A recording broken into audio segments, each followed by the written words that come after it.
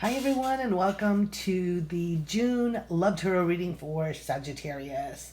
I'm Marianne with Akashicinspirations and we're using today the Goddess Tarot by Chris Walter, which is an amazing deck. Alright, so I just want to look at this as a whole picture first and then we'll break it down.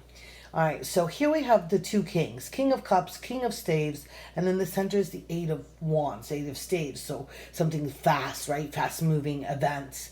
And it's funny how the kings are actually, representative, of course, the masculine and energies of looking outward, of action orientation, right? So the King of Cups is looking towards the past, is reminiscing, is looking into understanding more of his emotions and his feelings, right? He's the master of that, but he's in this point looking back, looking into his cup and feeling a gratefulness and appreciation of all that he has.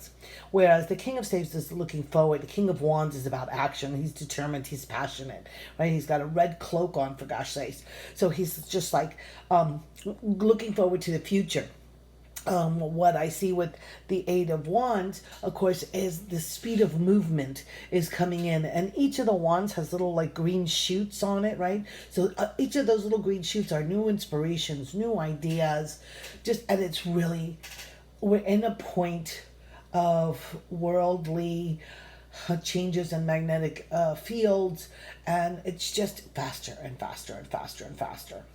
So on the balance, or on in a more of an alignment between the masculine and feminine, we here now have two queens. We have the Queen of Wands, so here's the couple, right? Queen of Wands. And here we have the other couple, King of Cups, with the Queen of Swords. Now both the queens, as you see, look towards the center card. So what is the center card? The center card is the number 11. In this deck, they make the strength the number 8, but I like that it's the 11 in this one. I'll tell you why. This is Oya. Oya was the one that helps. First, she's a very strong Odisha, right?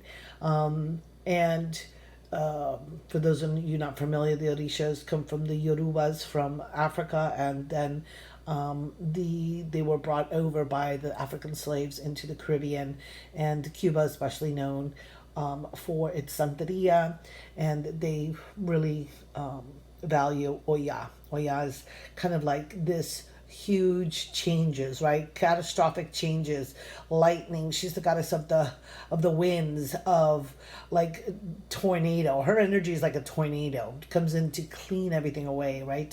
She's kind of like that Kali energy of destruction. However, she also is the voice, communication. So we're in Gemini, communication, and she helps women in particularly to voice, to stand up for who they are, to speak, and using the right words, right? Using the right frame.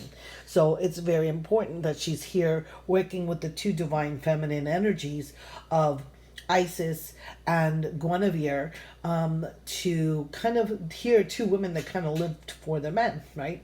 Lived for the kings, and they were both royal, and yet they found their own voice. They were very strong women unto themselves, right? They weren't subservient but equal.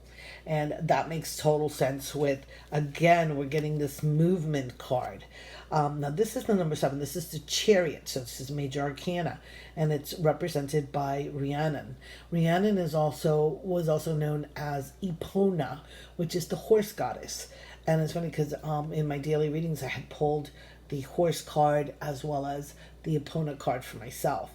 So Epona is about working with the crystals of the earth, working about bringing through huge changes, as well as kind of like a mystery, right? She's a mysterious goddess because she's of the fairy realm, right? She doesn't come through very often, but when she does, she comes in riding this like beautiful grand horse, and the horse is always known as the loyal support, right? The support of man, right? That's why I call the workhorse, right? Is something that helped us to really go to the next level in our evolution.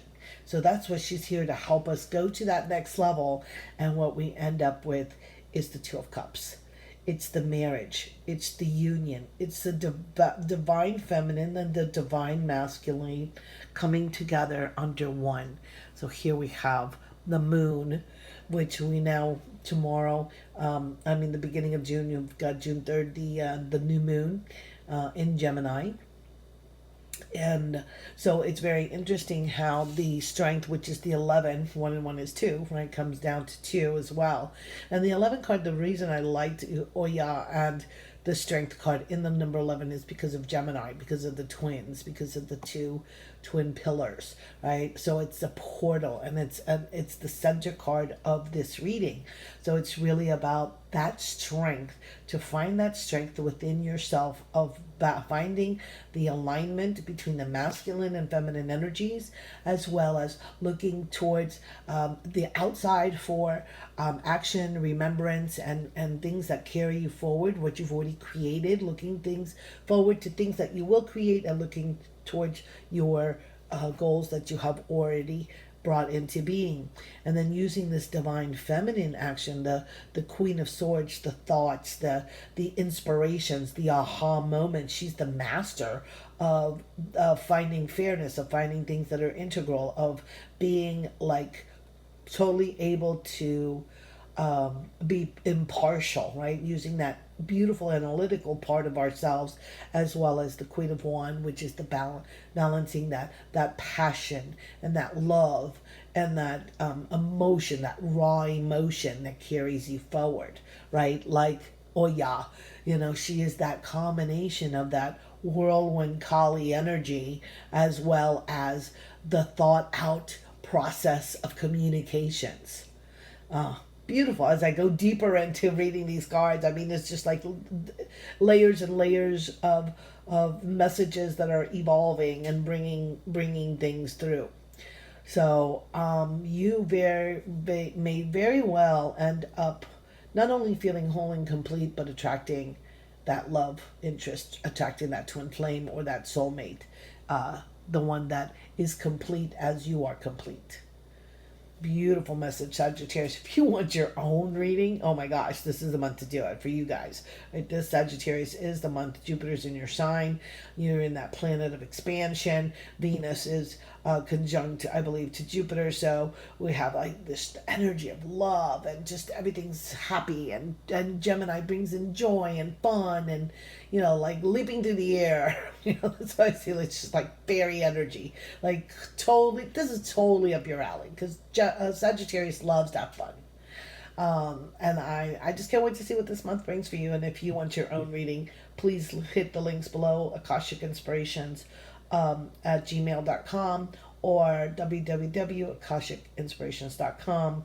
And if you're viewing this on Instagram, please just send me a message. And Facebook as well. So I wish you a wonderful month. This is Marianne with Akashic Inspirations. Namaste.